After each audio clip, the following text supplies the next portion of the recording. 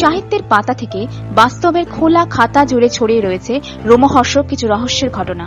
নজিরবিহীন সেই সব রহস্য ও রোমাঞ্চের সন্ধান পেতে উঠে পড়ুন রহস্য এক্সপ্রেসে।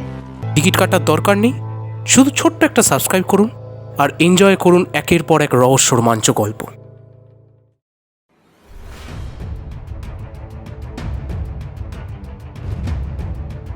বাংলা সাহিত্যে হেমেন্দ্র কুমার রায় এক উল্লেখযোগ্য ব্যক্তিত্ব। তিনি বাঙালিকে উপহার দিয়েছেন সত্যিকারের ভয়ের গল্প। তবে তাকে আমরা মূলত ভৌতিক ও রহস্য গল্পের স্রষ্টা হিসেবে চিনলেও তিনি কিন্তু আমাদের উপহার দিয়ে গেছেন অ্যাডভেঞ্চারের রোমাঞ্চ আর উদ্দীপনাও। দিয়েছেন গুপ্তধনের সন্ধান আর দিয়েছেন বিশ্ব নাগরিক হয়ে উঠবার মন্ত্র। তাই অ্যাডভেঞ্চার প্রিয় বাঙালির জন্য রহস্য এক্সপ্রেসের আজকের নিবেদন হেমেন্দ্র কুমার রায়ের সোনার পাহাড়ের যাত্রী। শুরু হচ্ছে তৃতীয় এবং অন্তিম পর্ব। যারা এখনো প্রথম পর্বটি শোনেননি তাদের জন্য নিচে ডেসক্রিপশন বক্সে লিংক দেওয়া রইল।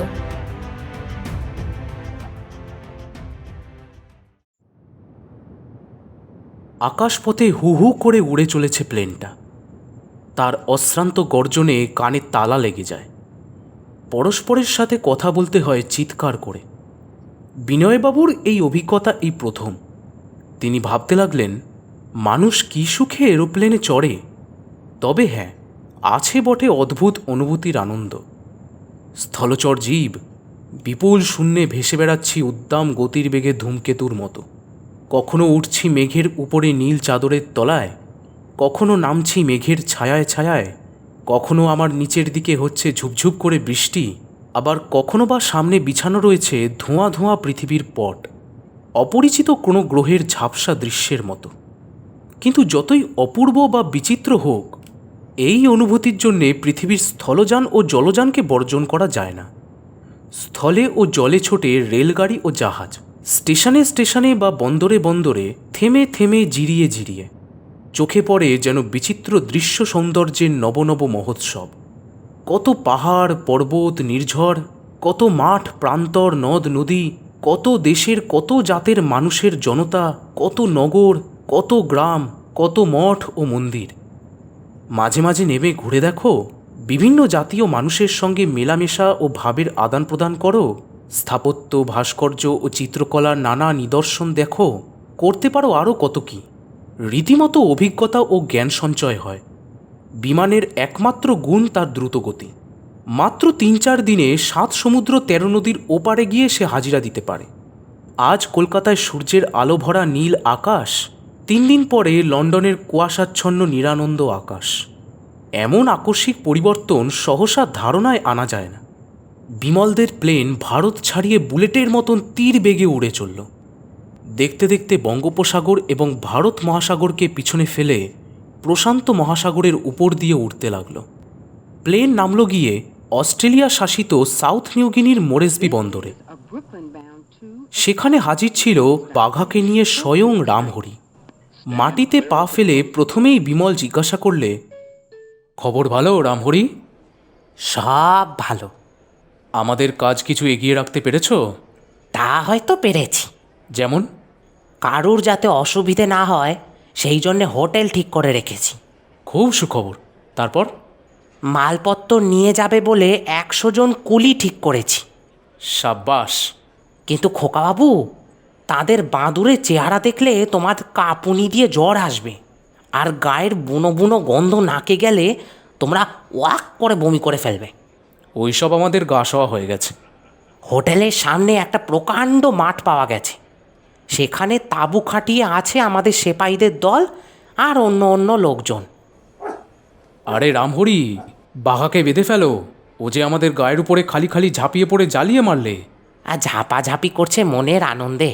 বাঘা আজ কদিন প্রায় উপোস করে আছে, রাতে ঘুমোয়নি, কুঁই কুঁই করে কেঁদেছে।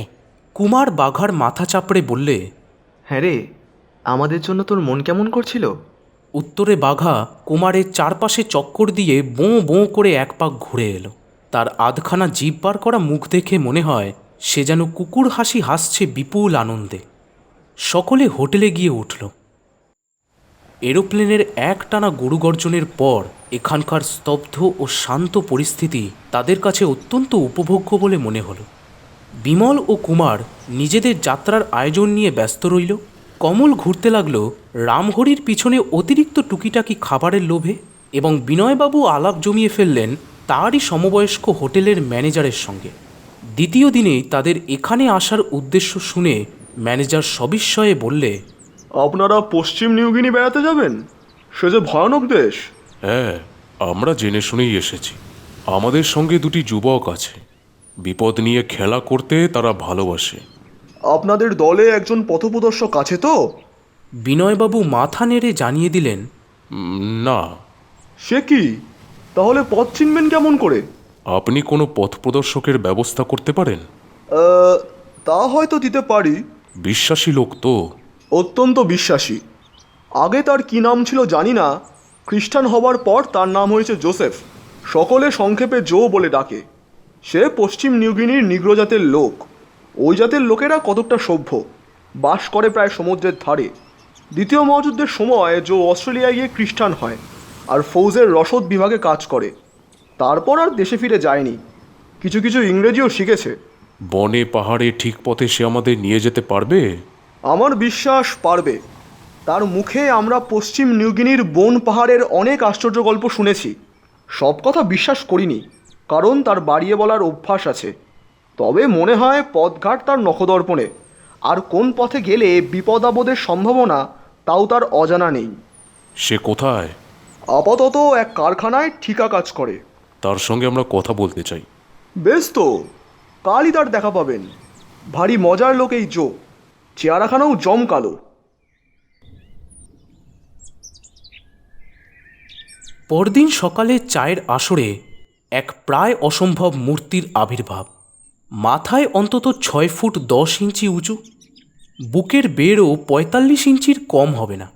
দেহের ওজন হবে অন্তত 3 মণ।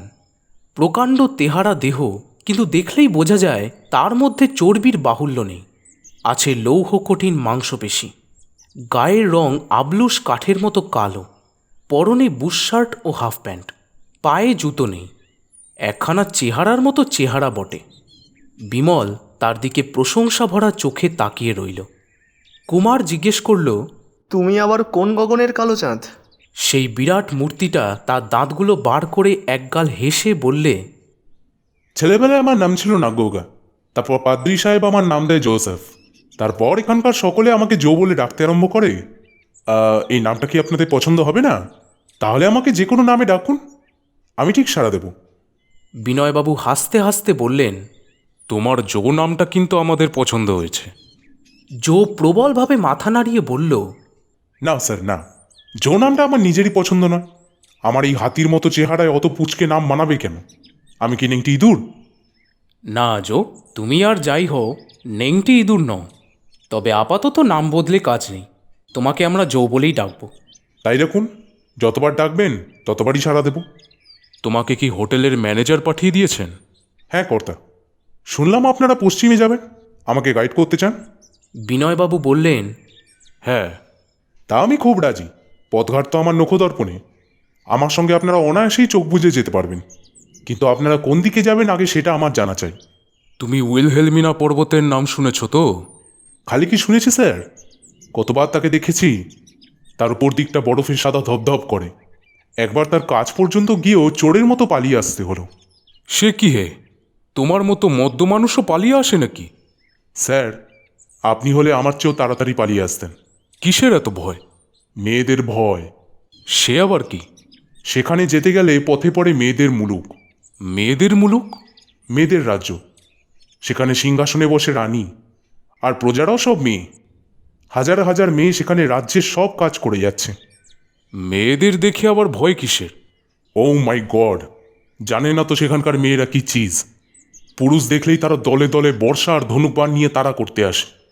যারা পালাতে পারে তারাই বাঁচে, আর যারা পালাতে পারে না তারা ধরা পড়ে বিরাট এক গুহায় বন্দী হয়ে থাকে। আর সেই ভয়ে তুমি পালিয়ে এসেছো? পালাবো না বলেন কি? 300-400 মেয়ের সঙ্গে কি একলা লড়াই করা যায়? বুঝলুম। পথে আর কোনো বিপদ পড়েনি তো? বিপদে পড়বো কেন স্যার? সাবধানের মান নেই। আমি বিপদ এড়িয়ে চলতে জানি। গুজবে শুনেছি গহন বনে আর জলাভূমির মধ্যে চলন্ত পাহাড়ের মতো বিরাট বিরাট জীবজন্তু ঘুরে বেড়ায়, কিন্তু তারা দয়া করে আমাকে দেখা দেয়নি। আচ্ছা, এখন এই পর্যন্ত, পরে তোমার সঙ্গে সব কথা বলবো। সেই রাত্রের ঘটনা। জ্যোৎস্নার চাঁদের আলো ছড়িয়ে পড়েছে সারা পৃথিবীতে। বিমল ও কুমার খানিকক্ষণ নীরবে বসে দেখলে সেই জ্যোৎস্নাময় দৃশ্য, কিন্তু বেশিক্ষণ উপভোগ করতে পারলে না। প্লেনের রাত্রিটা প্রায় না ঘুমিয়েই কেটেছে। গত দুদিনও তোড়জোড়ে ও নানা ব্যবস্থা করার জন্যে অনেক ছোটাছুটি ও পরিশ্রম করতে হয়েছে। আজও সারা দিনটা গেছে সেইভাবে। কাজেই অল্পক্ষণ যেতে না যেতেই তন্দ্রায় তাদের চোখ জড়িয়ে এলো। ঘরের কোণে বাঘাও কম্বলের উপরে শুয়ে ঘুমের আরাম উপভোগ করছিল। পাশের ঘরে বিনয়বাবু, কমল ও রামহরি। মানুষ যখন অচেতন, রাত হয় সচেতন। যারা ঘুমোয়, রাতের আওয়াজ তারা শুনতে পায় না। হঠাৎ বাঘা চমকে জেগে উঠল। অন্ধকার ঘরে দুটো অচেনা মূর্তি। পর মুহূর্তে তার গর্জন ও আক্রমণ, কিন্তু কাউকেই ধরতে পারলে না।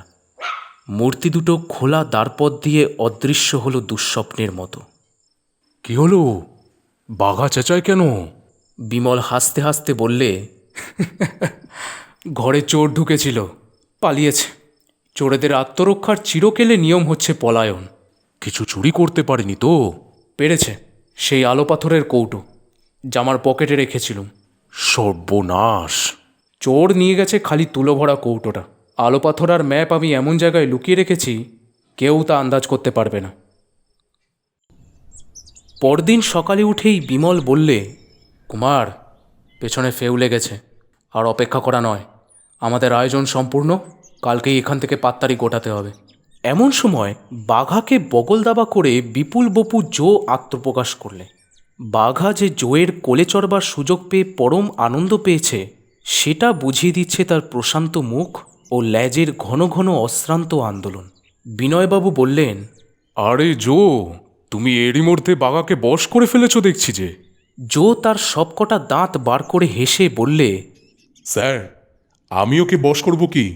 বাঘাই আমাকে বশ করে ফেলেছে। বিমল বললে, জো প্রস্তুত হও, কাল সকালেই আমরা যাত্রা করব। আমি প্রস্তুত। তাহলে উইলহেলমিনা পর্বতেই তো আমাদের পথের শেষ। নিশ্চয়ই।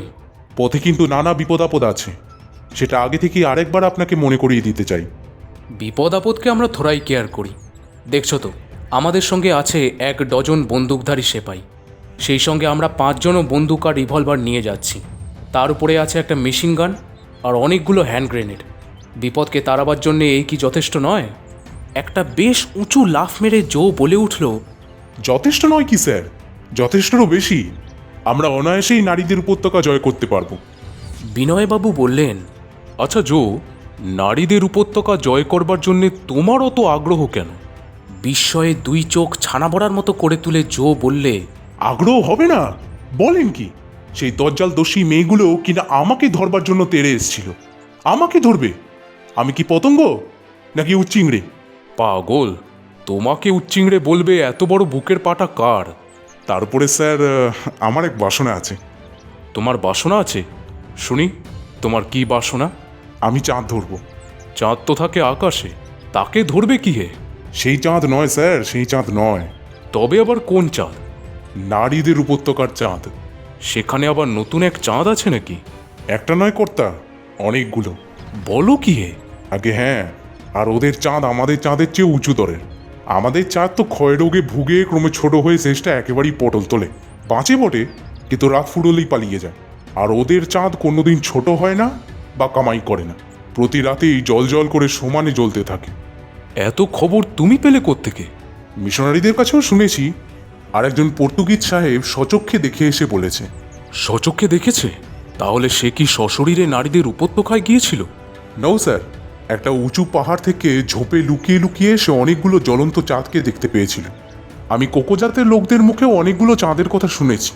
তাদের জনকয় লোক চাঁদ দেখবার জন্য নারীদের উপত্যকায় ঢুকেছিল, কিন্তু 2 জন ছাড়া বাকি সবাই সেই লড়াই মেয়েগুলোর পাল্লায় পড়ে গ্রেপ্তার হয়।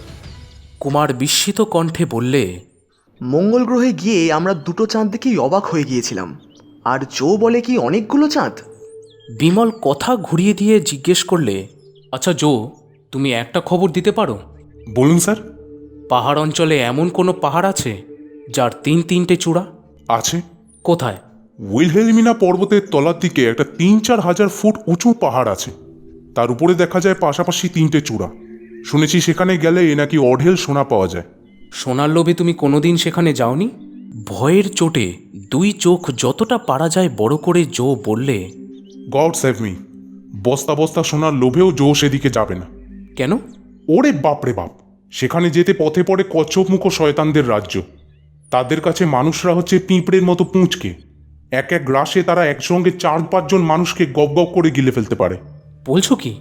জায়গাটা কোন দিকে? নারীদের উপত্যকার পরেই একটা প্রকাণ্ড ধুধু করা জলাভূমি। তারই আশেপাশের বন জঙ্গলেই নাকি সেই ভয়ঙ্কর শয়তানদের বাসা। 3 চূড়ো পাহাড়ে যেতে গেলে সেই ডলাটা পার না হয়ে যাবার উপায় নেই। কিন্তু সেখানকার কথা জানতে চাইছেন কেন? ভাবছি ওদিকটাতেও বেড়াতে যাব। শোনার জন্যে? না জো, আমাদের শোনার লোভ নেই। আমরা অসাধারণ দৃশ্য, নতুন নতুন দেশ দেখতে ভালোবাসি, তাই সোনার পাহাড়ের দিকে যেতে চাই। তাহলে স্যার, গোড়াতেই আমার কথা শুনে রাখুন। আপনারা অনেকগুলো বন্দুকের মালিক, তার উপরে দলেও ভারী। তাই আপনাদের সঙ্গে নারীদের উপত্যকা পর্যন্ত যেতে পারি, কিন্তু তারপর আমি আর কিছুতেই এগোবো না। আমার বাপ ঠাকুরদার দিব্যি, কিছুতেই না, কিছুতেই না। কচ্ছপমুখো দানবরা যদি ফলারের গন্ধ পেয়ে ধুমধুমিয়ে দলে দলে তেড়ে আসে, তাহলে বন্দুকগুলো আপনাদের রক্ষা করতে পারবে না। জো, এখনই তোমার এতটা ব্যস্ত হওয়ার দরকার নেই। আমরা এখানে মরতে আসিনি, অবস্থা বুঝেই ব্যবস্থা করব। কিন্তু আমার শর্ত ভুলবেন না। বলবো না।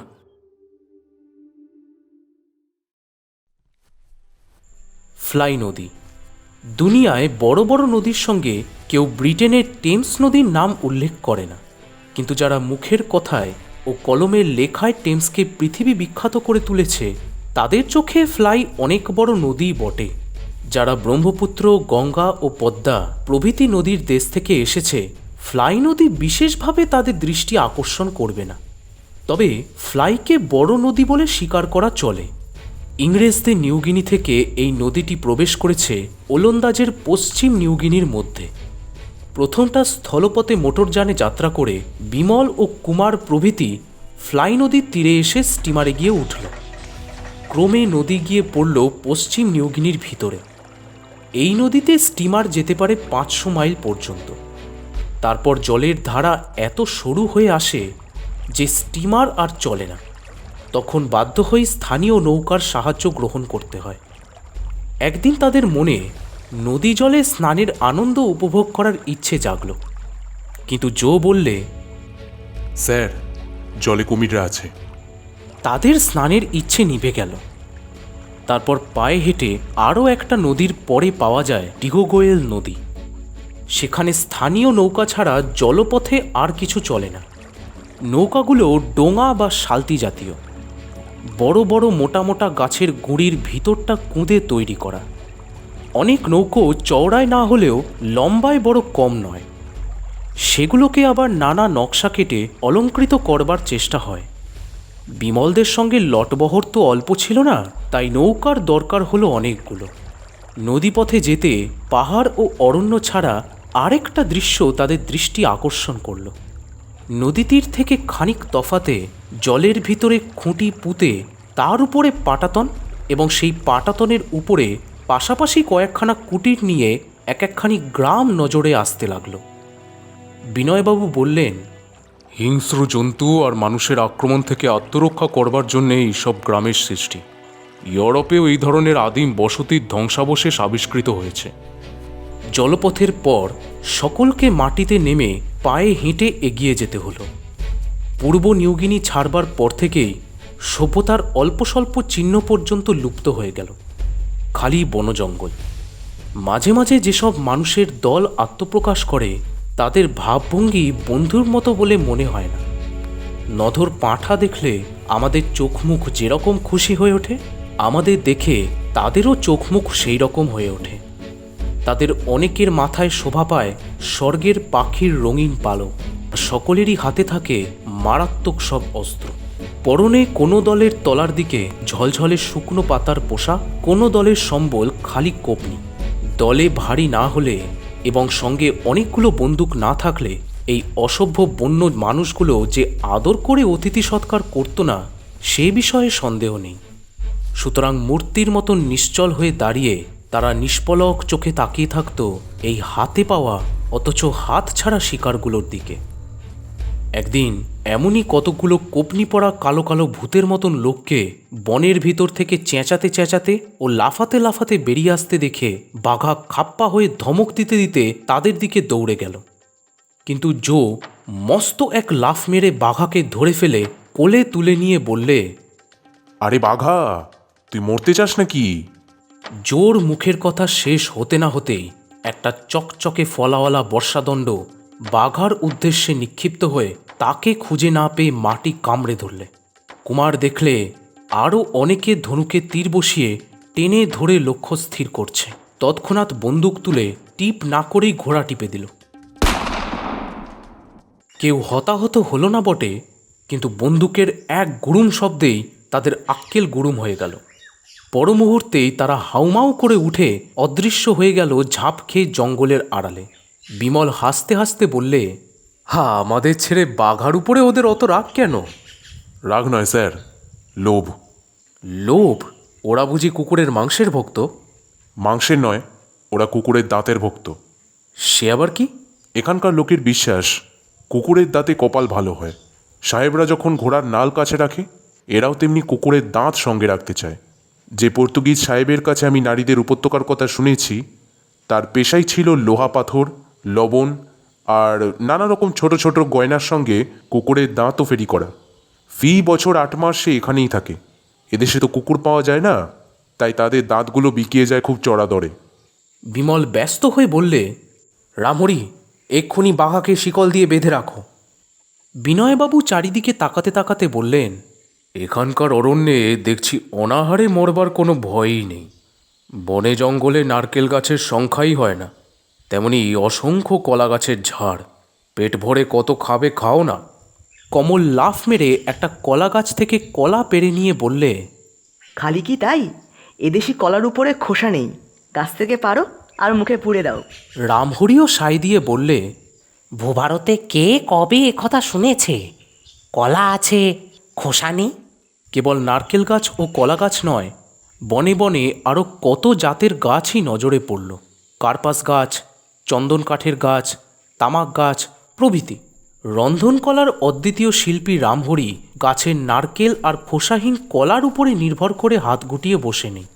সেই জন্যেই বিনয়বাবু প্রায়ই বলতেন, 50 যদি বনবাসী হই, তাহলে রামহরিকে নিশ্চয়ই সাথে সাথী করব। উটকো দেশের অজানা বনে এসেছে, তবু রামহরি সঙ্গে আনেনি কি? ঘি মাখনের টিন তো আছেই, সেই সঙ্গে আছে বিলাতি টিনে ভরা কত রকমের ফল, ফসল, নানাবিধ মাছ মাংস ও চাটনি এবং নির্জল আলু, কপি ইত্যাদি ইত্যাদি। বিমল ও কুমার মানা করলেও নিষেধ বাক্য কানে তোলেনি। তার উপরে আছে এখানকার আকাশে উড়ে যাওয়া পাখি এবং নদীতে বড় বড় মাছ। আরও ভালো হতো যদি নিউগিনির বনে হরিণ পাওয়া যেত। তাই প্রায় গহন বনেও রামহরি রীতিমতো ভোজের আয়োজন করত। অনেকে উনুনের আঁচে বসে হাতাখুন্তি নাড়া বিরক্তিকর মনে করে, কিন্তু রামহরির কাছে রান্না ছিল সব আনন্দের সেরা আনন্দ, অনেকটা প্রায় নেশার মতো। ক্রমে তারা এমন গভীর অরণ্যের মধ্যে গিয়ে পড়ল যা রীতিমতো ভয়াবহ। জঙ্গল যেন তাদের গ্রাস করে ফেললে। ভাগ্যে জো সঙ্গে ছিল, নইলে নিশ্চয়ই পথ হারাতে হতো। জো হচ্ছে বনরাজ্যের প্রজা, বনের কোলেই প্রথম আলো দেখেছে, আর বন জঙ্গলেই কেটেছে তার শৈশব, কৈশোর ও যৌবন। বনবাসী জীবজন্তুর মতো সেও সহজাত প্রবৃত্তি থেকে বঞ্চিত নয়। সকলকে নিয়ে সে যথাস্থানে এগিয়ে চলল। এ যেন রাক্ষসের বন, নৃশংস ও হিংস্র। ছোট বড় বিষাক্ত সাপ, মোটা মোটা অজগর এবং দলে দলে ডিঙ্গ, পরস্পরের সঙ্গে গা মিলিয়ে লতা জালে আবদ্ধ বড় বড় ঝাঁকড়া মাথা গাছেরা দিনের বেলাতেও সূর্যালোক মুছে ফেলে পথিকদের চোখ অন্ধ করে দিতে চায়, এবং রাত্রে ক্ষণে ক্ষণে শব্দময় ও শব্দহীন নানা বিভীষিকায় সকলের দেহের ধমনী ও শিরা উপশিরায় ছুটিয়ে দেয় মৃত্যুশীতল তুষার স্রোত। নিরন্ধ্র অন্ধকারে গাছে গাছে বাতাসের ছোঁয়ায় লক্ষ লক্ষ পাতা নড়ে। সন্দেহ হয় যেন রক্তলোভী চক্রান্তকারীরা চুপি চুপি কানাকানি করছে। রাত্রির সেই নিজস্ব রিমঝিম রিমঝিম বাণী তো আছেই, তার উপরে কানে আসে আরও কত রকম অস্বস্তিকর শব্দ। হঠাৎ কোনো আঁতকে ওঠা অজ্ঞাত পাখির কর্কশ কণ্ঠের আর্তচিৎকার, দমকা হাওয়ায় মাটির উপরে ছড়ানো শুকনো পাতার মর্মর শব্দ, বুকের ভেতরে অমনি শিহরণ জাগে। সন্দেহ হয় যেন রাতের মানুষপুত্র কোনো ভয়ঙ্কর মূর্তি নিয়ে তাঁবুর দিকে এগিয়ে আসবার চেষ্টা করছে। তার উপরে আছে সেই স্থলচর কুমিরদের আগমন সম্ভাবনা। রামহরি তো নিশ্চিন্ত হয়ে ভালো করে ঘুমোতেই পারে না। রামহরির সঙ্গে যাদের পরিচয় আছে তাদের কারোরই জানতে বাকি নেই যে অসমসাহসী হলেও রাতে সে শিশুর মতোই ভূতের ভয়ে নেতিয়ে পড়ে। সন্ধ্যা উতরে গেলেই ভূতের দেখা পাবার জন্যে প্রস্তুত হয়ে থাকে। সেদিন তারা ছাউনি ফেলেছিল জঙ্গলের প্রান্ত দিয়ে প্রবাহিত একটি ছোট্ট নদীর ধারে। তাদের পিছনে খাটানো হয়েছে সারি সারি তাঁবু। সেপাইরা বন্দুক কাঁধে করে পাহারা দিচ্ছে। যে বিপদসংকুল দেশে এসেছে তাতে কখন যে কি হয় কিছুই বলা যায় না। সতর্ক হয়ে থাকতে হয় অষ্টপ্রহর। রাতের খাবারটা আরও একটু লোভনীয় করে তোলবার জন্যে বিমল ও কুমার বিকেল থেকেই ছিপ নিয়ে মাছ ধরতে নদীর ধারে গিয়ে বসেছিল। রোদ যখন গাছের টঙে চড়েছে তখনও পর্যন্ত একটাও মাছ তাদের টোপ গিলতে রাজি হলো না। বর্ষা নিয়ে হঠাৎ জো হাঁটু জলে গিয়ে নামল। বিমল বিস্মিত কণ্ঠে বললে, তুমি আবার কাকে মারতে চাও? মাছকে। এই নদীতে মাছ নেই। দেখা যাক। আধ ঘন্টার মধ্যে সত্যি সত্যিই দেখা গেল বর্ষায় বিধে জো একে একে 7-7টি মাছ ডাঙায় তুলে ফেললে। নাম না জানা নতুন জাতের মাছ। সবাই একেবারে অবাক। দূর থেকে নতুন এক ব্যাপারও দেখা গেল। জো বললে, স্যার, গেছো ক্যাঙ্গারু দেখেছেন? সবাই মাথা নাড়িয়ে না করলে। বিনয়বাবু বললেন, চিরকাল তো শুনে আসছি ক্যাঙ্গারুরা মাটির উপরে লাফিয়ে লাফিয়ে চলে। জো ওপারের একটি গাছের দিকে আঙুল দেখিয়ে বললে, নাও, পশ্চিম নিউগিনিতে গেছো ক্যাঙ্গারুও আছে, ওই দেখুন। দূর থেকে ভালো করে দেখা গেল না, তবে গাছের ডালে একটা ক্যাঙারুরই মতো দেখতে বড় জীব বসেছিল বটে। সূর্য তখন আর পৃথিবীতে রোদ্দুর ছড়াচ্ছে না। গোধূলি নেমেছে। ঝাপসা হয়ে আসছে চারিদিকের দৃশ্য। সন্ধ্যার অন্ধকার নামতে আর বেশি দেরি নেই। আচমকা রামহরি তারস্বরে চেঁচিয়ে উঠল, ওরে বাবারে, ভূত ভূত, মস্ত বড় ভূত! সকলে চমকে উঠে দেখলে জঙ্গল থেকে বেরিয়ে আসছে একটা কিম্ভূত কিমাকার মূর্তি। তার মাথায় রয়েছে ছড়িয়ে পড়া আনারসের পাতার মতন দেখতে চূড়ো। মুখের উপরে চোখের বদলে রয়েছে কেবল দুটো ছেঁদা। সর্বাঙ্গ ঢেকে রেখেছে পায়ের উপর পর্যন্ত ঝুলে পড়া গাছের পাতার পোশাক, এবং হাতে রয়েছে একটা মুগুর। বিমল ও কুমার ভয় পেলে না বটে, কিন্তু অত্যন্ত অবাক হলো। জো বলে উঠল, কাইবা কুকু, কাইবা কুকু, এদেশি পাহাড়ওয়ালা। ওকে সর্বদাই ছদ্মবেশ ধারণ করে থাকতে হয়। গায়ে সর্দার ছাড়া আর কারু কাছে মুখ দেখাবার উপায় নেই। কাইবা কুকু, সরে পড়ো, সরে পড়ো, চটপট সরে পড়ো। এখানে ঘুষ টুস কিছু মিলবে না। দেখছো তো কতগুলো বন্দুক তোমার জন্য তৈরি হয়ে আছে। কাইভা কুকু বন্দুকগুলো দেখলে এবং আর কোনো কথা না বলে গা ঢাকা দিলে ঝোপের আড়ালে। তাদের মনে হচ্ছিল এই অমঙ্গলময় জঙ্গলের বুঝি শেষ নেই। এর আলো আধারির মধ্যেই তাদের বন্দী হয়ে থাকতে হবে শেষ পর্যন্ত। অবশেষে দিনের পর দিন চলতে চলতে যখন তারা প্রায় চলৎশক্তিহীন হয়ে পড়েছে, তখন খুঁজে পেলে সেই দূরবিস্তৃত বনরাজ্যের সীমানা। অনেকগুলো স্বস্তির নিঃশ্বাস পড়ল একসঙ্গে। ধু ধু করা সবুজ মাঠ এবং তার মাঝখান দিয়ে বয়ে যাচ্ছে একটা জল ভরা নদী। মাঠঘাট পার হয়ে শূন্য পথ দিয়ে তাদের অনাহত দৃষ্টি চলে গেল দূরে, বহু দূরে, যেখানে আকাশ ও পৃথিবীর মিলন রেখাকে আড়াল করে বিরাট এক বরফে ঢাকা সাদা পাহাড় দাঁড়িয়ে আছে। তার শিখরে শিখরে উড়ছে হালকা মেঘের পতাকার পর পতাকা। বিনয়বাবু জিজ্ঞেস করলেন, আচ্ছা, ওই পর্বতটার নাম কি? জো বললে, কারসেন্টস ওপেন। বইতে পড়েছি ওর উচ্চতা 16,000 ফুট। রামহরি গড় হয়ে প্রণাম করে ভক্তিভরে বললে, এখানেও বাবা মহাদেবের হিমালয়। জয় বাবা, খোকাবাবুদের মঙ্গল করো। জো হেসে বললে, আমরা যেদিকে যাচ্ছি সেদিকেও আরেকটা হিমালয় আছে। বলো কি গো, এ যে দেখছি হিমালয়ের ছড়াছড়ি। রামহরি, ধনী মানুষরা অবসরকাল কাটাবার জন্যে এক এক জায়গায় নতুন বাড়ি বা বাংলো তৈরি করিয়ে রাখে। আর তোমার মহাদেব কি যেসে দেবতা? তিনি হচ্ছেন দেবাদিদেব মহাদেব। একটা হিমালয় নিয়ে তার চলবে কেন? ওসব বাজে কথা রাখো, আজ এখানেই ছাউনি ফেলে বিশ্রাম করব। আর রামহরি, তুমিও নতুন নতুন কিছু খাবার রেঁধে আমাদের পথশ্রম লাঘব করো। হায় রে আমাদের পোড়া কপাল, এ কি কলকাতা শহর যে মনের মতো নয়া নয়া খাবার রাঁধবো? বিনয়বাবু সহাস্যে বললেন, তুমি হচ্ছ রন্ধনশিল্পের জাদুকর, তুমি ইচ্ছা করলে অসাধ্য সাধন করতে পারো। প্রশংসা তুষ্ট রামহরি বললে, দেখি কতদূর কি করতে পারি। কমলের জিভে এখনই জল আসছিল। সে অনুনয়ের স্বরে বললে, তবু কি রাঁধবে একটু আঁচ দাও না ভাই রামহরি। আর বেশি কিছু রাতবার মাল মশলা কোথায় পাবো? তবে কাল 3টে বুনো পায়রা হাঁস পাওয়া গেছে, তাই দিয়ে কারি হতে পারে। আর আর হতে পারে মটর কলাইয়ের স্যুপ। আর আর ভাবছি কিছু মাছের পেঁটি বানাবো। আর কিছু হবে না তো? তবু খাই।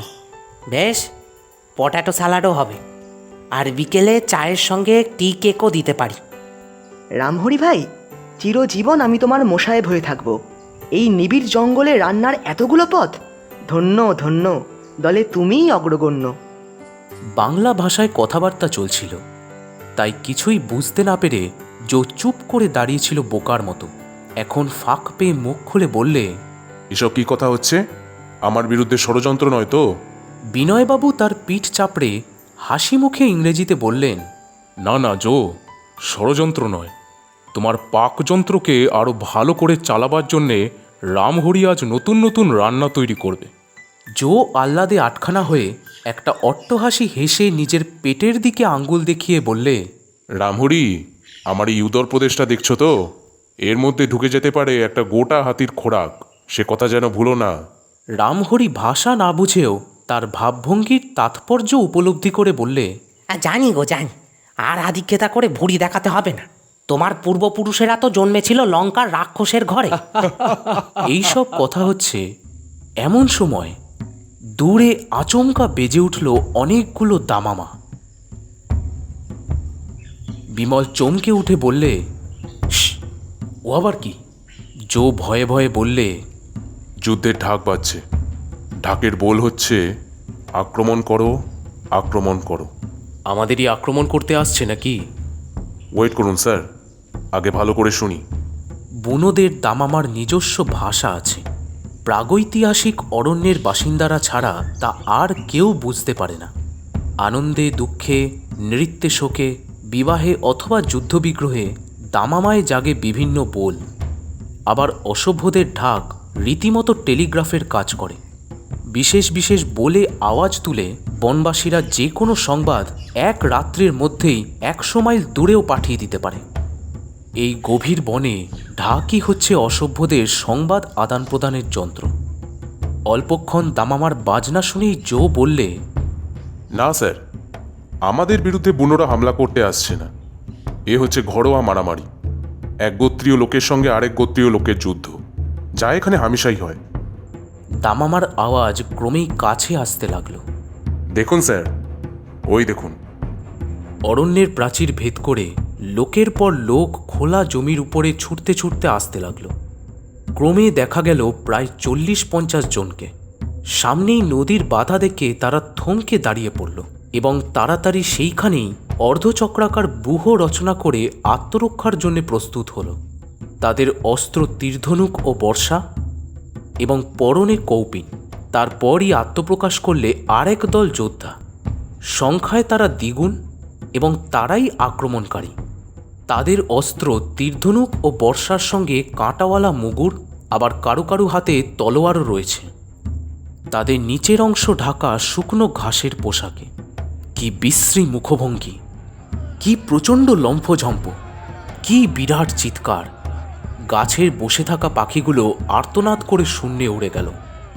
জঙ্গলের ভিতর থেকে বেরিয়ে এলো বড় বড় ভীত ও সচকিত জানোয়ার। রামহরি আঁতকে উঠে বললে, ও বাবা, স্থলচর কুমির গো। তারা দেখতে অনেকটা কুমিরের মতোই, কিন্তু তাদের বিশাল গিরগিটি বললেও ভুল করা হবে না। বাইরে বেরিয়ে এমন হুলস্থুল কাণ্ড দেখে তারা তাড়াতাড়ি আবার বুকে হেঁটে অন্য একটা ঝোপের মধ্যে আত্মগোপন করলে। সকলে অবাক হয়ে সেই দিকে তাকিয়ে আছে। এদিকে এরই মধ্যে থেমে গেল যুদ্ধ দামামা। যারা আক্রান্ত হয়েছিল তারা যখন দেখলে দলে দ্বিগুণ ভারী শত্রুদের বাধা দেওয়া অসম্ভব, তখন তাড়াতাড়ি প্রাণ বাঁচাবার চেষ্টা করলে। কয়েকজন পদযুগল ভরসা করে ইতস্তত দৌড় মারলে স্থলপথেই। বাকি কয়েকজন নদীর জলে ঝাঁপিয়ে পড়ল, কিন্তু আক্রমণের প্রথম ধাক্কাতেই 7-8 জন হতাহত হয়ে শয়ন করেছিল ধরাশয্যায়। তারপর আরম্ভ হলো এক রক্তাক্ত পাশবিক দৃশ্যের অভিনয়। যারা মৃত এবং যারা তখনও জীবিত, বিজেতারা কচকচ করে তাদের মুন্ডু কেটে নিয়ে উৎকট আনন্দে উন্মত্তের মতো নৃত্য শুরু করে দিলে। এরপরে এইসব মুন্ডুই হবে তাদের বীরত্বের ও পুরুষত্বের অভিজ্ঞান। তারপর সবাই মিলে মুন্ডহীন দেহগুলোর পা ধরে হিড়হিড় করে টানতে টানতে এবং জোরে জয়দামামা বাজাতে বাজাতে আবার অরণ্যের ভিতরে প্রবেশ করলে। আমাদের নিয়ে মাথা ঘামাবে কি? ওরা এখন যুদ্ধ জয়ের আর মাংস খাবার আনন্দেই মত্ত হয়ে উঠেছে। এই 7-8টা দেহের মাংসই আজ ওরা গিলে হজম করে ফেলবে। ইস, কি কাণ্ড! আমার বমি আসছে। এ, আজ আমরা সভ্য হয়ে নরমাংস দেখে লোভ জাহির করি না বটে, কিন্তু প্রাগৈতিহাসিক যুগে আমাদের পূর্বপুরুষরাও যে নরমাংসভোজী ছিলেন না, এই কথা জোর করে বলা যায় না। আজও শুনতে পাই ভারতেও নাগাদের দেশে কোনো কোনো জায়গায় নরমুণ্ড শিকারের প্রথা প্রচলিত আছে। তবে তারা নরমাংস ভোজি কিনা তা জানি না। টলস্টয় জীবনীতে পড়েছি তিনি যে কোনো জীবের মাংস খাওয়া আর নরমাংস খাওয়াকে একই ব্যাপার বলে মনে করতেন। আমিষ খাওয়াতেও সংযম, নির্বাচন আর সুরুচি থাকা চাই। শ্বেতাঙ্গরা হাতির মাংস খেতেও ছাড়ে না, বাড়াবাড়ি মানুষকে রাক্ষস করে তোলে। আজকের ব্যাপার দেখে আমারও গা ঘিনঘিন করছে। আজ আমি আমিষ খাবো না। দিনের পর দিন, হপ্তার পর হপ্তা যায়, পথ আর ফুরোতে চায় না। শুকনো বন জঙ্গলের পরে এলো অশ্রান্ত বৃষ্টিঝরা অরণ্য। সেখানকার সূর্যহারা আকাশ সর্বদাই মেঘে মেঘে মেঘময়। দিন নেই, রাত নেই, বৃষ্টি ঝরছে তো ঝরছেই, মাইলের পর মাইল। কত মাইল পথ চলা হলো কেউ তার হিসেব রাখতে পারে না। বাঁদিকে ডানদিকে সামনে পেছনে কেবল জঙ্গল আর জঙ্গল। তার মধ্যেই পথ করে নিয়ে যে কেমন করে এগিয়ে যাচ্ছে সেই রহস্য কেউ বুঝতে পারে না। দিনের বেলাও যেন সন্ধে, এবং সেই আবছায়ায় বৃষ্টি ঝড়ে একটানা। জামাকাপড় ভিজে স্যাঁতস্যাঁতে, শুকোবার ফাঁক নেই। উপরের দিকে তাকালে দেখা যায় খালি কালো কালো মেঘের পর মেঘ ছুটে চলেছে নিরুদ্দেশ যাত্রায়। মাঝে মাঝে হঠাৎ ঝোপঝাপের ভিতর থেকে বালকের মতো ছোট ছোট ছায়ামূর্তি দেখা দিয়েই চকিতে মিলিয়ে যায়, আবার অপছায়ার মতোই। বলে, বাদুলে বনের বামনরা। তারপর পিছনে পড়ে থাকে সেই ভয়াবহ বর্ষাস্নাত রৌদ্রহারা বন্য জগৎ, এবং সামনে জাগে আবার মুক্ত প্রকৃতির উজ্জ্বল দৃশ্য। পার্বত্য প্রদেশ। জমি ক্রমেই কঠিন ও উঁচু হয়ে উঠছে, অরণ্য ক্রমেই ছোট ছোট ঝোপে পরিণত হচ্ছে। ফাঁক পেয়ে সূর্যালোক স্বাধীন হয়ে দিকে দিকে ছড়িয়ে দিচ্ছে সোনালি আভা। মাঝে মাঝে ছোট ছোট গ্রাম। কোনো কোনো গ্রামে জমি থেকে উঁচু কাঠের পাটাতনের উপরে এক একখানা বাড়ি, তাও চেরা চেরা কাঠে তৈরি, এবং ছাদ শুকনো ঘাসে ছাওয়া। বাড়িগুলোর উপর দিক ত্রিকোণ, গায়ে বেশ চমৎকার কারুকার্য। খানিকক্ষণ তাকিয়ে থাকতে হয়। বললে, ওগুলো হচ্ছে সর্দারদের বাড়ি। একখানা বাড়ির সামনে বেঞ্চির উপরে ভারিক্কি চালে বসে আছে দুজন প্রৌঢ় লোক, স্ত্রী ও পুরুষ। দেহ হাত পা তাদের অনাবৃত, কেবল কোমরে সংলগ্ন প্রায় কৌপিনের মতো বস্ত্রখণ্ড। বললে, সর্দার আর সর্দারনি। এইসব গাঁয়ের বাসিন্দারা শত্রুতা বা মিত্রতা কিছুই প্রকাশ করে না, খালি কৌতূহলী দৃষ্টি মেলে অবাক হয়ে তাকিয়ে থাকে। বিমল বললে, এখানকার বন্যদের মুখে তো হিংসার ভাব নেই। বনবাসী হলেও এরা খানিকটা সভ্য হয়েছে। বাইরের সঙ্গে এদের অল্প স্বল্প সম্পর্ক আছে। পরদিন আবার পাওয়া গেল একটা জঙ্গল, ছোট এবং অনিবিড়। মাঝখান দিয়ে চলে গেছে একটা পায়ে চলা পথ। সবার আগে গল্প করতে করতে এগিয়ে যাচ্ছিল বিমল ও কুমার। আচমকা একটা ঝোপ ভেদ করে বেরিয়ে এলো কয়েকটা বলিষ্ঠ কাফরি। নিঃশব্দে ঝাঁপিয়ে পড়ে বিমল ও কুমার কিছু বোঝবার আগেই পেছন থেকে করলে তাদের মাথার উপরে মুগুরের প্রচণ্ড আঘাত। তারা জ্ঞান হারিয়ে তখনই মাটিতে পড়ে গেল। ছুটে এলো দুজন শ্বেতাঙ্গ, স্মিথ ও হ্যারিস। তারা চটপট বসে পড়ে বিমল ও কুমারের জামা ও প্যান্টের পকেটে হাত চালিয়ে কি খুঁজতে লাগলো, কিন্তু কিছুই পেলে না। স্মিথ তাড়াতাড়ি বললে, ভালো করে খোঁজবার সময় নেই, এখনই সবাই এসে পড়বে। হ্যারিস কাফরিগুলোকে ডেকে বললে, দুটোকে কাঁধে তুলে নিয়ে চলো, সেই পাথরের টুকরোটা নিশ্চয়ই এদের কারোর কাছে আছে। কিন্তু তাদের উদ্দেশ্য সিদ্ধ হলো না। দূর থেকে কমলের সজাগ তীক্ষ্ণ দৃষ্টি তাদের আবিষ্কার করে ফেললে। সঙ্গে সঙ্গে গর্জন করে উঠল তার হাতের বন্দুক। জো জো, শত্রু, সেপাই। সবাই তাড়াতাড়ি ছুটে এলো, কিন্তু মাটিতে বিমল ও কুমারের অচেতন দেহ ছাড়া শত্রুদের কোনো চিহ্নই দেখতে পেলে না। একটা ঝোপ খালি নড়ে নড়ে উঠছিল। ছুটে গিয়ে ঝোপ ফাঁক করে জো অবাক হয়ে দেখলে মাটিতে পড়ে সাংঘাতিক আঘাত পেয়ে ছটফট করছে এক শ্বেতাঙ্গের দেহ। সে হচ্ছে হ্যারিস। কমলের বন্দুকের গুলি বিদ্ধ হয়েছে তার বুকে। মিনিটখানেক পরেই সে মারা পড়ল। বিমল ও কুমারের রক্তাক্ত মাথায় রামহরি জলের ঝাপটা দিতে লাগল। বিনয়বাবু ক্ষতস্থান পরীক্ষা করে বললেন, ভয় নেই, বেশি চোট লাগেনি, ব্যান্ডেজ করে দিলে দুদিনেই সেরে যাবে। একটু পরেই বিমল ও কুমার চেতনা ফিরে পেয়ে উঠে বসল। রামহরি কাঁদো কাঁদো গলায় বললে, চুলোয় যা কালো পাথর, তোমরা ঘরের ছেলে ঘরে ফিরে চলো। বিমল হাসি মুখে বললে, রাখে হরি মারে কে?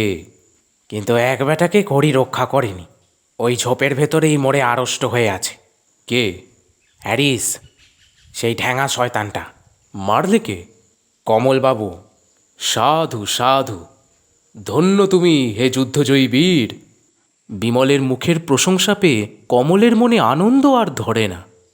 বিনয়বাবু বললেন, এটা হলো কমলের প্রথম নরহত্যা, তবে দুরাত্মাকে মেরেছে বলে ওকে এ যাত্রা ক্ষমা করলুম। কমলবাবু কি শুধু দুরাত্মাকে মেরেছে? খোকাবাবুদেরও প্রাণ রক্ষা করেছে।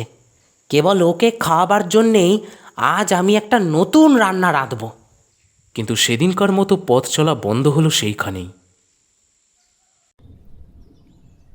চড়াই খুব খাড়া নয়, তাই তাকে মারিয়ে চলতে বেশি হাঁপ ধরে না। ধীরে ধীরে সমগ্র পার্বত্য প্রদেশ ক্রমেই উপর দিকে উঠে গিয়েছে। বিমল, কুমার, বিনয়বাবু, কমল ও রামহরি প্রত্যেকের সঙ্গেই ছিল একটা করে দূরবীন। তাইতে চোখ লাগিয়ে দেখা গেল দূরে দূরে সেই ঢালু জায়গায় গা বেয়ে নিচের সমতল ক্ষেত্রের দিকে নেমে গিয়েছে শস্য ক্ষেতের পর শস্য ক্ষেত, ধাপে ধাপে সিঁড়ির মতো। সঙ্গে সঙ্গে নজরে পড়ল সেই সব ক্ষেতে কাজ করছে কৃষকদের দল। বিনয়বাবু বললেন, বোঝা যাচ্ছে সভ্যতার আলো এসেছে।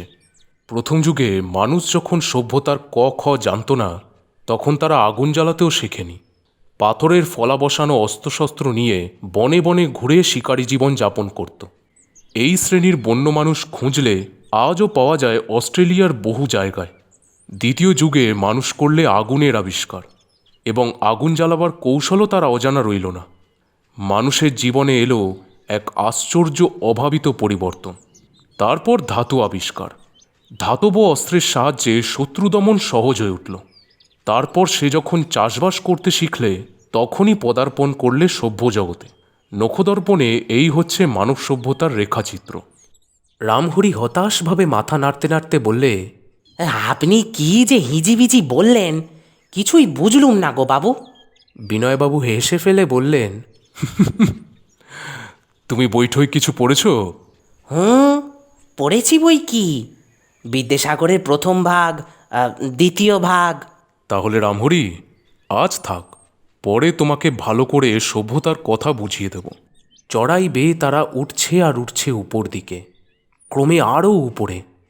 অনেক নিচে দেখা যাচ্ছে অরণ্য আর সমতল ক্ষেত্র, আর চলমান সাপের মতো আঁকাবাঁকা নদী, পিপিলিকার মতো ছোট ছোট মানুষ। চারিধারে দাঁড়িয়ে রয়েছে পাহাড়ের পর পাহাড়। পাহাড় কোনোটা ছোট, কোনোটা বড়। তারপর সেসব পাহাড়কে নগণ্য করে দিয়ে যেন আকাশে মাথা ঠেকিয়ে আরেকটা বহুদূর পর্যন্ত বিস্তৃত বিশাল পর্বত, তার উপর দিকে সাদা বরফের সাম্রাজ্য। কমল বললে, রামহরি, ওই দেখো আরেকটা হিমালয়। রামহরি মাটিতে উপুর হয়ে আবার প্রণাম ঠুকতে ভুললে না। বিমল জিজ্ঞেস করলে, ওর নাম কি? জো বললে, উইলহেলমিনা পর্বত। কুমার সানন্দে বলে উঠল, তাহলে আমরা আমাদের গন্তব্যের কাছাকাছি এসে পড়েছি। প্রায়। প্রায় মানে? উইলহেলমিনা পর্বতে যেতে গেলে এখান থেকে আরও কয়েকদিনের পথ পার হতে হবে। কিন্তু আমরা তো উইলহেলমিনা পর্বতে যাবার জন্য আসিনি। জানি, আপনারা শেষ পর্যন্ত যাবেন সোনার পাহাড়ে। অন্তত সেই রকমই তো ইচ্ছা আছে। কিন্তু আগেই বলেছি, আমার সেখানে যেতে ইচ্ছে নেই। তাহলে কি এইখান থেকেই তুমি আমাদের ছেড়ে চলে যেতে চাও? নো স্যার, আমি নারীদের উপত্যকা পর্যন্ত আপনাদের সঙ্গে থাকব। বিমল বললে, তথাস্তু। তারপরে তোমাকে আর দরকার হবে না, আমরা অনায়াসেই পথ চিনে যেতে পারবো। আপনি আমাকে আশ্চর্য করলেন। কেমন করে পথ চিনবেন? আমাদের সঙ্গে ও অঞ্চলের ম্যাপ আছে। ও, কিন্তু যেতে যেতে যদি কচ্ছপ মুখো শয়তানের সঙ্গে দেখা হয়? তার ব্যবস্থাও হয়তো করতে পারবো। অবিশ্বাসের হাসি ফুটে উঠল জোয়ের কালো মুখে, কিন্তু সে আর কিছু বললে না। বিনয়বাবু বললেন, বিমল, জো অকারণে ভয় পায়নি। তার এই কচ্ছপ মুখো শয়তান যদি সত্যি সত্যি প্রাগৈতিহাসিক যুগের ডিপ্লোডোকাসের বংশধর হয়, তাহলে তাকে রীতিমতো ভয়ঙ্কর বলে স্বীকার না করে উপায় নেই। কমল বললে, আমরাও তো ভয়ঙ্কর সাজসজ্জা করে এসেছি। 17টা বন্দুক, একটা মেশিন গান, তার উপরে এক গাদা হাতবোমা আর ডিনামাইটের স্টিক। তাও কি যথেষ্ট নয়? বিনয়বাবু রেগে গিয়ে বললেন, কমল, তুমি মহা ফাজিল হয়ে উঠেছ। আমাদের কথার মাঝখানে ফ্যাচফ্যাচ করতে আসো কেন? কুমার বললে, কমল তো অন্যায় কথা বলেনি বিনয়বাবু। ডিমাইটের স্টিকের সাহায্যে পাহাড়ও উড়িয়ে দেওয়া যায়। হ্যাঁ, সময় পেলে। কিন্তু ডিপ্লোডোকাস কখন কোথায় হঠাৎ আড়াল থেকে বেরিয়ে গপ গপ করে এক গ্রাসে আমাদের গিলে ফেলবে, আমরা হয়তো বন্দুক ছোড়বারও সময় পাবো না। বিমল বললে, আচ্ছা, জানোয়ারটার বর্ণনা আরও ভালো করে দিতে পারেন? আমেরিকার কার্নেগি মিউজিয়ামে ডিপ্লোডোকাসের যে নমুনাটি রক্ষিত আছে, তার চেয়ে লম্বা জীবের দেহ পৃথিবীতে আজ পর্যন্ত পাওয়া যায়নি। ইংল্যান্ডের সাউথ কেনসিংটন মিউজিয়ামে রক্ষিত ডিপ্লোডোকাসের দেহটা 20 ফুট উঁচু আর প্রায় 80 ফুট লম্বা। তার ওজন 405 মনেরও বেশি। তার মুখটা দেখতে কচ্ছপের মতোই, কিন্তু দেহের তুলনায় উল্লেখযোগ্যই নয়। অজগরের দেহের মতো দেখতে গলাটা অসম্ভব লম্বা এবং দেহটাও এমন বিরাট যে তার কাছে হাতির দেহও ছোট মনে হবে। সারা দেহের উপরে আছে গন্ডারের চামড়ার মতন কঠিন বর্ম, গোদা গোদা পা আর বিশাল বড় লেজ।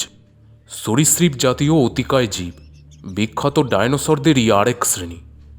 জীবতত্ত্ববিদদের মতে মানুষ সৃষ্টিরও অনেক বছর আগে ডিপ্লোডোকাসরা জীবনযুদ্ধে হেরে পৃথিবীর পিঠ থেকে লুপ্ত হয়ে গেছে। তাহলে কি আপনার বিশ্বাস যে নিউগিনির আধুনিক ডিপ্লোডোকাস কেবলমাত্র কল্পনা বিলাস ছাড়া আর কিছুই নয়? তাই বা কি করে বলি? সেই কালের যেসব বিলুপ্ত জীব এই কালে আর জ্যান্ত দেখা যাবে না বলে পণ্ডিতরা বিশ্বাস করতেন, আধুনিক যুগে তাদের কোনো কোনো বংশধরকে আবার খুঁজে পাওয়া গিয়েছে। ওই যে তোমাদের তথাকথিত স্থলচর কুমির, ইংরেজিতে যাদের মনিটর বলে, তাদের অস্তিত্বও তো অল্পদিন আগেও জানা ছিল না। সম্প্রতি শ্রীলঙ্কাতেও ওই রকম একটি মনিটরকে বন্দি করা হয়েছে। আমিও না হয় নিউগিনির এই কুর্মাবতারকে অত্যন্ত জ্যান্ত, অত্যন্ত প্রাণান্তকর বলে ধরে নিচ্ছি। বিশেষ বেগতিক বুঝলে সঙ্গের এতগুলো লোকের জীবন বিপন্ন করে সোনার পাহাড়ের দিকে আর এগোবো না। কারণ সোনার পাহাড়ের দিকে আমি যেতে চাই কেবলমাত্র আমার কৌতূহল মেটাবার জন্যেই। এতগুলো মানুষের জীবনের তুলনায় আমার কৌতূহলের সীমা কতটুকু? তবে সোনার পাহাড়ের ভাবনা নিয়ে এখন থেকেই মাথা ভার করার দরকার নেই, কারণ আগে যাচ্ছি আমরা নারীদের উপত্যকায়। কুমার জিজ্ঞাসা করলে, জো, সোনার পাহাড়ে তুমি যেতে নারাজ, কিন্তু আর কি তোমার চাঁদ ধরবার আগ্রহও নেই? বলেন কি স্যার, নেই আবার? আমি রোজ নারীদের উপত্যকার স্বপ্ন দেখি। জায়গাটা আরও কত দূরে? বেশি দূরে নয়, আর একটু তাড়াতাড়ি পা চালালে বোধহয় কালকেই পৌঁছে যাব। তবে তাড়াতাড়ি পা চালাও। জো পরম উৎসাহিত হয়ে কুলিদের ডাক দিয়ে বললে, জলদি চলো, আমরা অনেকগুলো চাঁদের দেশে যাচ্ছি। এবং মনের সুখে গান গাইতে গাইতে এগিয়ে চললে। Ritorno Cirano, delle belle turbando al riposo, Narcisetto a tuo giro d'amor. Delle belle turbando al riposo, পরদিন সকালবেলা আগুনের উপরে রামহরি চায়ের জল গরম করবার জন্যে কেটলি চাপিয়ে দিয়েছে। হঠাৎ জো হন্তদন্ত হয়ে ছুটে এসে চেঁচিয়ে বললে, স্যার, ভয়ঙ্কর বিপদ। হঠাৎ আবার বিপদ কিসের? আমাদের দলের প্রায় 50 জন কুলিকে আর দেখতে পাচ্ছি না। কেন, তারা কোথায় গেল? বোধহয় শত্রু দলে যোগ দিয়েছে। কি বলছো তুমি? শত্রু? কে শত্রু? কমল স্যার যাকে মারতে পারেননি, খুব সম্ভব সেই ঢ্যাঙা সাহেবটা। স্মিথ? শুনুন তবে বলি, কাল কোকোজাতে 2 জন লোক আমাদের কুলিদের সঙ্গে যোগাযোগ করেছিল। বনের পথে চলতে চলতে হামেশাই এমন সব লোকের সঙ্গে দেখা সাক্ষাৎ হয়, কাজেই তাদের সন্দেহ করবার কারণ ছিল না। তাদের আমি কুলিদের সঙ্গে ফুসফুস গুজগুজ করতে দেখেছিলাম বটে, কিন্তু তবু আমি সন্দেহ করিনি। আমি ভেবেছিলাম তারা নিজের নিজের গাঁয়ের আর ঘরবাড়ির কথা নিয়ে আলোচনা করছে। এখন শুনছি তারা অনেক টাকার লোভ দেখিয়ে আমাদের কুলিদের স্মিথ সাহেবের দলে যোগ দেওয়ার প্রস্তাব করেছিল। 50 জন বিশ্বাসী কুলি রাজি হয়নি। বাকি 50 জন কাল রাতে কখন দল ছেড়ে সরে পড়েছিল কেউ জানতে পারেনি। শত্রুরা এবারে দলে ভারী হয়ে আসবে। বিনয়বাবু দুঃখিতভাবে মাথা নাড়াতে নাড়াতে বললেন, তাই তো, একটা রক্তারক্তি কাণ্ড হবে দেখছি। 3-4 চুমুকে চায়ের পেয়ালা খালি করে এবং কয়েক টুকরো খাবার চটপট মুখে ফেলে দিয়ে বিমল ও কুমার সকলকে নিয়ে দলের সঙ্গে এগিয়ে চলল দ্রুত পদে। চারিদিকে পাহাড়, কোথাও একেবারে সামনে, কোথাও দূরে, কোথাও একেবারে মেঘের মতো, কোনোটা সবুজে ছাওয়া, কোনোটা নেড়া নেড়া, কোনোটা ধোঁয়া ধোঁয়া ছাই রঙা। চূড়ার পর চূড়ার ভিড়। তারা যেন শূন্যে উঠে আকাশকে খোঁচা মারতে চায়। চলতে চলতে সর্বদাই সতর্ক দৃষ্টি রেখেছে চারিদিকে, পাছে শত্রুরা অতর্কিত আক্রমণ করে। কিন্তু কোথাও শত্রুদের চিহ্ন মাত্র নেই। তবে কি তাদের মত পরিবর্তন হয়েছে? অন্তরাল থেকে তাদের যুদ্ধসজ্জা দেখে ভয় পেয়েছে? কমলের তাই বিশ্বাস, বিমলের বিশ্বাস অন্যরকম। মরিয়া হলে দুর্জনেরা কোনো কিছুকে আমলে আনে না। বিশেষ করে সোনার পাহাড়ের লোভ মানুষের বিচার বুদ্ধিকে লুপ্ত করে দেয়। তার চোখ সজাগ থাকে। বিনয়বাবু মুখে কিছু বলেন না, মাঝে মাঝে শুধু হতাশভাবে ঘাড় নাড়তে থাকেন। বিকেলবেলা রোদের ঝাঁঝ কমে এসেছে। জো হঠাৎ দাঁড়িয়ে পড়ে সানন্দে বললে, নারীদের উপত্যকা। সকলে দেখলে নিচের দিকে তাদের চোখের সামনে জেগে উঠেছে প্রকাণ্ড এক উপত্যকা, ঘন সবুজে ঘেরা, সজল নদী। তার সীমানা দূরে বন জঙ্গলের মধ্যে কোথায় হারিয়ে গিয়েছে আন্দাজ করা যায় না। দিকে দিকে ফসল ভরা শস্যক্ষেত, মাঝে মাঝে গ্রাম, কিন্তু ক্ষেতের চাষিদের, গ্রামের বাসিন্দাদের কারুর দেখা নেই। একেবারে নির্জন। চারদিকেই কেমন একটা থমথমে ভাব, একটু অস্বাভাবিক। একটা শহরের মতো জায়গা দেখা গেল। কতকগুলো ছোট বড় রাস্তা তার বুক চিরে এদিকে ওদিকে চলে গিয়েছে। তার ধারে ধারে সারি সারি ঘরবাড়ি, কিন্তু তাও যেন জনশূন্য জনপদ। বিমল ডাকলে, জো, এখানে লোকজন নেই কেন? জো মাথা চুলকোতে চুলকোতে বললে, কি জানি, কিছুই বুঝতে পারছি না স্যার। আমি তো দেখেছিলাম এখানে লোকজন গিজগিজ করছে। শুনেছি উপত্যকায় স্ত্রীলোক আছে হাজার হাজার। তারা গেল কোথায়? আর কোথায় তোমার অনেকগুলো চাঁদ? একটাও তো নজরে পড়ছে না।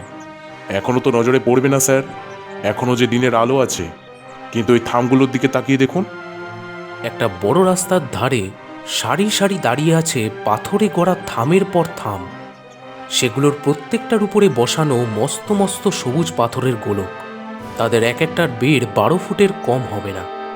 জো বললে, ওই গোলকগুলোই তো চাঁদ।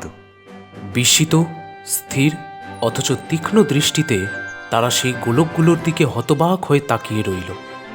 গোলকগুলো জ্বলছে না বটে, কিন্তু বেলা শেষে ঝিমিয়ে পড়া আলোয় লক্ষ্য করলে দেখা যায় তাদের ভিতর থেকে কেমন যেন একটা আভা ছড়িয়ে পড়ছে। সবাই যেন সম্মোহিত। জো ভাবতে ভাবতে বললে, আমার সন্দেহ হচ্ছে। কিসের সন্দেহ? শত্রুরা বোধহয় উপত্যকার নারীদের কাছে চর পাঠিয়েছে। কেন? আমরা যে উপত্যকায় যাব সেই খবরটা ওদের জানিয়ে দেবার জন্যে।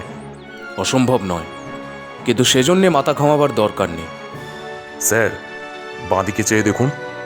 বাঁয়ে নিচের দিকে বিশাল একটা জলাভূমির বুকে জল ছলছল করছে। সে যেন নীল আকাশের আয়না, তার পরপার হারিয়ে গিয়েছে দূরের ধূসর আবছায়ায়। সেখানে বিরাট উইলহেলমিনা পর্বতের কোলে ছোট ছোট শিশুর মতো নানা আকারের কয়েকটা পাহাড়, এবং তারই একটার মাথার উপরে ত্রিমুকুটের মতন 3টে শিখর। জলার আরেক দিকে প্রকাণ্ড এক জঙ্গল, যেন পাহাড়ের সঙ্গে প্রতিদ্বন্দ্বিতা করবার চেষ্টায় আকাশের পানে সবুজ মাথা তুলে দাঁড়িয়ে আছে, এবং প্রবল হাওয়ার পথরোধ করে রয়েছে শত শত লম্বা লম্বা গাছ। জঙ্গলের তলার দিকে অন্ধকার। জো বললে, শুনেছি ওই বনেই নাকি কচ্ছপ মুখ শয়তানদের বাসা। শুনেছ? চোখে দেখনি? বর্ণনা শুনেই গায়ে কাঁটা দিচ্ছে। তাদের আমি চোখে দেখতে চাই না। হঠাৎ বাঘা ভয়ানক চঞ্চল হয়ে পাহাড়ের নিচের দিকে তাকিয়ে ক্রুদ্ধ গর্জন করতে লাগল। নিচের দিকে তাকিয়ে বিমলের চোখ চমকে উঠল। সেদিকে নির্দেশ করে সে ব্যস্তভাবে বললে, দেখো কুমার, দেখো। কুমারের সঙ্গে আর সকলে হুমড়ি খেয়ে পড়ে যে অদ্ভুত দৃশ্যর দর্শন করলে তা সম্পূর্ণরূপেই কল্পনাতীত। প্রায় মাইলখানেক তফাতেই পাহাড়ের গড়ানে পথের পাশের জঙ্গল ভেদ করে ধনুক, বাণ ও বল্লম হাতে নিয়ে বেরিয়ে আসছে শ্রেণীবদ্ধ নারীর দল। তাদের রক্তের সঙ্গে কালো চুল মিশে এক হয়ে গিয়েছে। কারুর দেহেই একখণ্ড বস্ত্রের চিহ্ন মাত্র নেই। হঠাৎ দেখলে মনে হয় কুমোরপাড়ার রণরঙ্গিনী কালী ঠাকুরের মূর্তিগুলো যেন সহসা জ্যান্ত হয়ে মহাদেবের বুক থেকে নেমে এখানে ছুটে এসেছে। সকলে প্রথমটা বাক্যহীন হয়ে রইল মহাবিস্ময়ে। এ যে অপ্রত্যাশিত। তারপর বিমল একটা শুকনো হাসি হেসে বললে, এইবারে বোঝা গেছে বীরঙ্গনাদের যুদ্ধ কৌশল। ওরা ভেবেছিল জনশূন্য নগর দেখে নির্ভয়ে আমরা উপত্যকার ভেতরে নেমে যাব, আর কিছু বোঝবার আগেই খুব সহজেই ওদের হাতে বন্দী হব। জো বললে, হ্যাঁ স্যার, শুনেছি ওরা পারতপক্ষে পুরুষদের বধ করে না, বন্দি করে গোলামের মতো রাখে। কিন্তু আমরা জনশূন্য নগর দেখেও তাড়াতাড়ি নিচে নেমে গেলুম না, তাই ওরা অধীর হয়ে নিজেরাই আক্রমণ করতে এসেছে। কুমার বললে, ওদের দল দেখছি বেজায় ভারী। প্রায় 1000 খানেক মেয়ে বাইরে এসছে। এখনো জঙ্গলের ভিতর থেকে মেয়ের দল পিলপিল করে বেরিয়ে আসছে। আসতে দাও, আমরাও অভ্যর্থনার জন্য প্রস্তুত। বীরঙ্গনারা বোধহয় এখনো আগ্নেয়াস্ত্রের মহিমা জানতে পারেনি। বিনয়বাবু অত্যন্ত উদ্বিগ্নভাবে বললেন, বিমল, বিমল, তুমি কি বন্দুক ছুড়ে এই নির্বোধ অসভ্য মেয়েগুলোর সঙ্গে যুদ্ধ করবে? এ তো নারী হত্যা। আপনি নিশ্চিন্ত হন বিনয়বাবু, আমি নারী হত্যা করব না। তবে কি করবে তুমি? আপনি চুপ করে দাঁড়িয়ে দেখুন, আমি কিছু একটা করবই। রামহরি বললে, যা করো তা করো খোকাবাবু, তবে মেয়ে মানুষের গায়ে হাত তুললে আমি তোমাকে ছেড়ে দেশে চলে যাব। কমল বললে, রামহরিদা, ওরা কি মেয়ে মানুষ? ওরা পুরুষের বাবা। বাঘার মাথায় আস্তে একটা চড় মেরে কুমার বললে, তোর কি মত রে বাঘা? বিমল বললে, কুমার, কমল, তোমরা গোটা কয় হাত বোমা আর ডিনামাইটের স্টিক চট করে নিয়ে এসো তো। বিনয়বাবু সবিস্ময়ে সন্দিগ্ন কণ্ঠে বললেন, হাত বোমা, ডিনামাইট, কি সর্বনাশ! হঠাৎ জো একদিকে হাত দেখিয়ে শঙ্কিত কণ্ঠে বললে, স্যার, স্যার, ওদিকে তাকিয়ে দেখুন। সকলে ফিরে চমকে দেখলে আরেক দিকে পাহাড়ের উপর থেকে নেমে আসছে দলে দলে কালো কালো বন্য লোক। সেই কালোদের দলে সবচেয়ে দৃষ্টি আকৃষ্ট করে একটা অতি দীর্ঘ শ্বেতাঙ্গের মূর্তি, স্মিথ। বিমল হাসতে হাসতে খুব সহজ স্বরেই বললে, বুঝেছি স্মিথ বাবাজির রণকৌশল। আরেক দিক দিয়ে সদল বলে নিজেই ছুটে আসছে, যাকে বলে দুমুখ আক্রমণ। ভেবেছে মাঝখানে পড়ে আমরা একেবারে পিষে মরব। কুমার বললে, ওদের কাছে একটি মাত্র বন্দুক আছে স্মিথের হাতে। বাকি সকলেই তো দেখছি তীরধনুক, বর্ষা আর মুগুর নিয়ে আস্ফালন করছে। কিন্তু মনে হচ্ছে ওদের দলে লোক আছে প্রায় 150। 17টা বন্দুক আর একটি মাত্র মেশিনগান ছুড়লেই চোখে ওরা অন্ধকার দেখবে। বোমা আর ডিনামাইটের দরকার হবে না। এক ঝাঁক তীর তাদের দিকে ছুঁড়ে শত্রুরা সমস্বরে চিৎকার করে উঠল। সঙ্গে সঙ্গে বাজতে লাগলো কয়েকটা রণদামামা, কিন্তু তীরগুলো তাদের কাছ পর্যন্ত আসতে পারলে না। বিমল বললে, শত্রুদের আর এগোতে দেওয়া উচিত হবে না, ওদের তীরগুলো হয়তো বিষাক্ত। এদিকে রণরঙ্গিনীরাও একসঙ্গে চেঁচিয়ে উঠল ক্ষণক্ষণে তীব্র তীক্ষ্ণ স্বরে। বিমল বললে, কমল, মেয়েদের দিকে তুমি হাত বোমাগুলো নিক্ষেপ করো। কুমার, তুমি ছোড়ো ডিনামাইটের স্টিকগুলো। বিনয়বাবু অভিযোগ ভরা কণ্ঠে বললেন, বিমল! আপনি চুপ করুন বিনয়বাবু। দেখছেন না ওই যুদ্ধপাগলি মেয়েগুলো এখনো কত দূরে আছে? বোমা আর ডিনামাইটের স্টিক তাদের কাছে গিয়ে পৌঁছবে না। তাহলে ওগুলো ছুঁড়ে লাভ কি? একটু পরেই বুঝবেন। সেপাইরা, ঠিক কুমার ও কমলের সঙ্গে তোমরা উপরকার শত্রুদের দিকে গুলিবৃষ্টি করো। মেশিন গানের ভার আমি নিজেই গ্রহণ করছি। বিমল মেশিন গান নিয়ে এসে চেঁচিয়ে বললে, 1, 2, 3।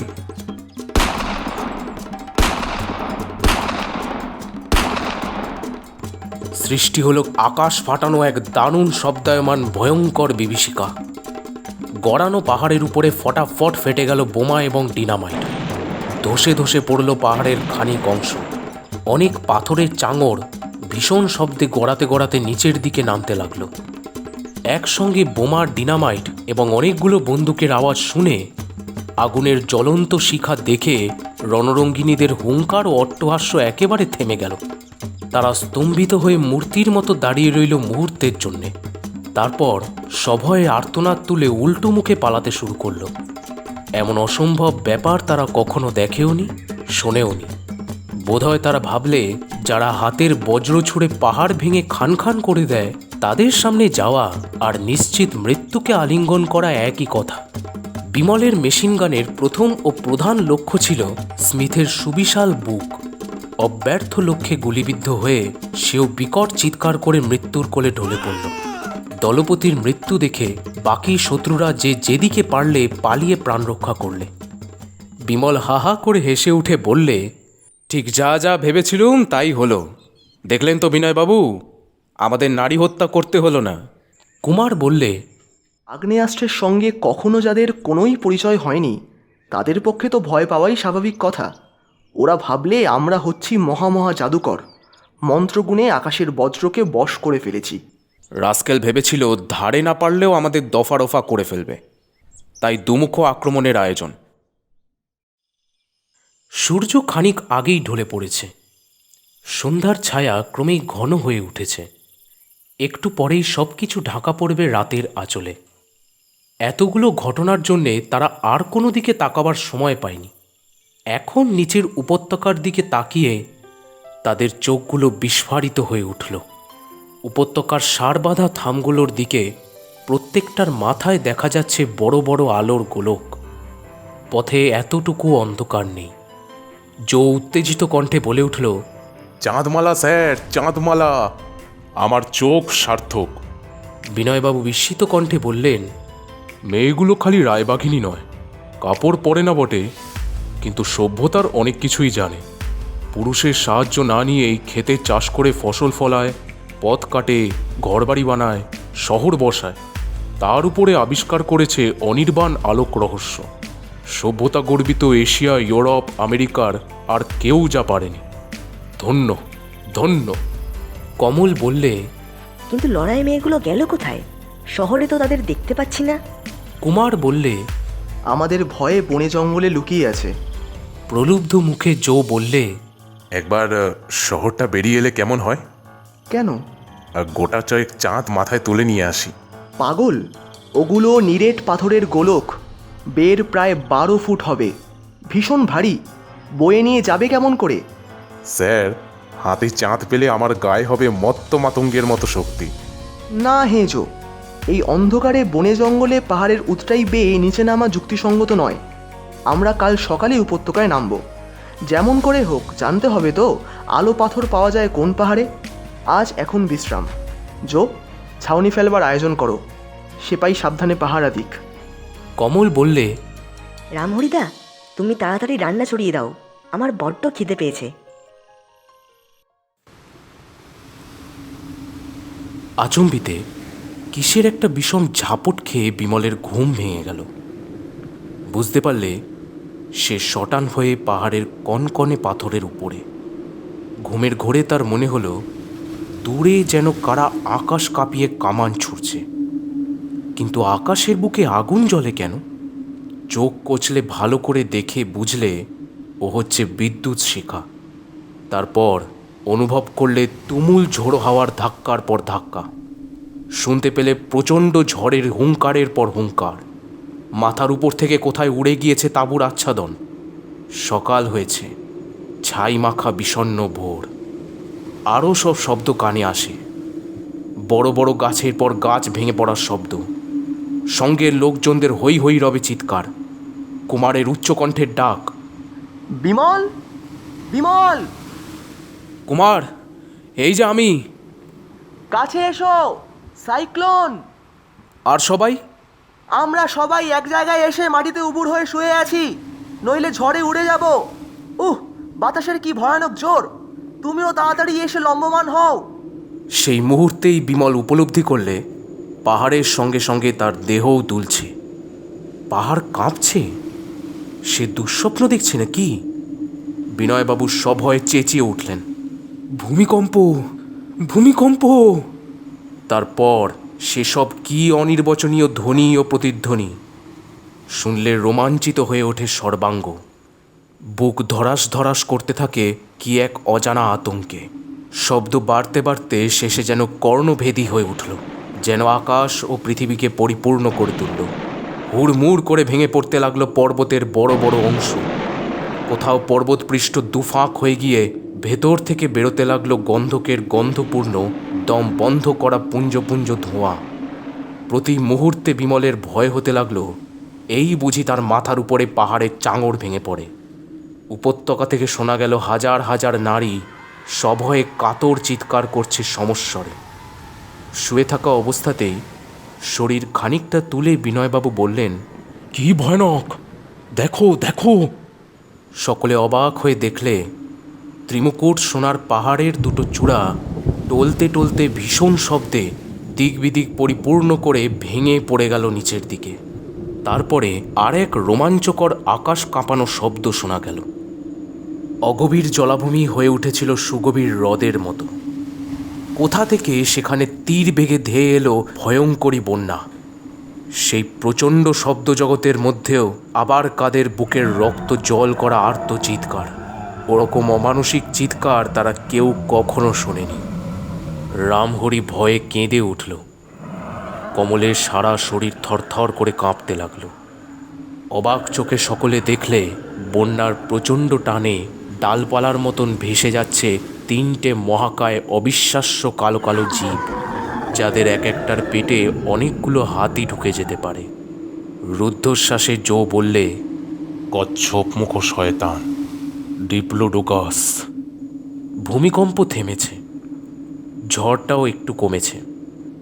বিমল জিজ্ঞেস করলে, আমাদের লোকজন? সব ভয়ে পালিয়েছে। আমাদের রসদ? সব তছনছ হয়ে গেছে। বিমল কিছুক্ষণ স্তব্ধ হয়ে বসে রইল।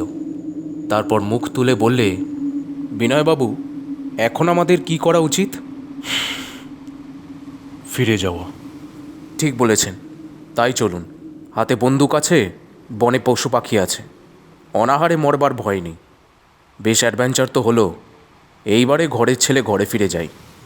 জো দাঁড়িয়ে দাঁড়িয়ে বিড়বিড় করে কি বকতে লাগলো। তারপর রুক্ষস্বরে বললে, আপনারা ফিরে যাবেন? হ্যাঁ। যান, কিন্তু আমি যাব না। বিমল বিস্মিত স্বরে বললে, তুমি কি করতে চাও? তার দৃষ্টি পাগলের মতো। সে বললে, আমি ওই উপত্যকায় নামব। একলা? হ্যাঁ হ্যাঁ, একলা। ওখানে কেন যাবে? আমার চাঁদ না পেলে চলবে না। কি বলছো তুমি? আমার চাঁদ চাই, আমার চাঁদ চাই। একটা নয়, অনেকগুলো চাঁদ। সে হনহন করে এগিয়ে গেল পাহাড়ের নিচের দিকে। কমল দৌড়ে গিয়ে তার একখানা হাত চেপে ধরে তাকে বাধা দেওয়ার চেষ্টা করলে। সরে যাও, সরে যাও! উগ্রস্বরে কথাগুলো বলে এক হ্যাঁচকা টানে সে নিজের হাত ছাড়িয়ে নিলে। তারপর দ্রুত পায়ে নেমে গেলে উপত্যকার দিকে। তাকে জোর করে ফিরিয়ে আনবার জন্যে বিমলও তাড়াতাড়ি এগিয়ে গেল পাহাড়ের ধারে। কিন্তু ধুলো আর ধোঁয়ায় সে কিছুই দেখতে পেলে না। তারই ভেতর থেকে শোনা গেল জোয়ের উচ্চ কণ্ঠের চিৎকার, অনেকগুলো চাঁদ, অনেকগুলো চাঁদ, অনেকগুলো চাঁদ, অনেকগুলো চাঁদ। দুঃখিতভাবে মাথা নাড়তে নাড়তে বিনয়বাবু বললেন, ঘোর উন্মাদের লক্ষণ। বনের ছেলে জোর আদিম মস্তিষ্ক এত বেশি ঘটনার ঘাত প্রতিঘাত সহ্য করতে পারলে না। বিমল বললে, আর কিছুক্ষণ থাকলে আমাদেরও মাথা খারাপ হয়ে যেতে পারে। রামহরি, তাড়াতাড়ি তল্পা গুটিয়ে নাও। তল্পা কিছু কি আছে যে গুছিয়ে নেব? নেহাত বাবা মহাদেবের করুণা, তাই প্রাণ পাখি এখনো খাঁচা ছাড়া হয়নি। কুমার বললে, বিদায় সোনার পাহাড়, বিদায় আলো পাথরের গুহা। বাঘা কিছুই বলবার চেষ্টা করলে না। এই প্রাকৃতিক দুর্যোগ তাকে একেবারে হতভম্ব করে দিয়েছে। তার সব সময় উঁচুতে উঠে থাকা লেজটা আজ গুটিয়ে গিয়ে আশ্রয় নিয়েছে পেটের তলায়।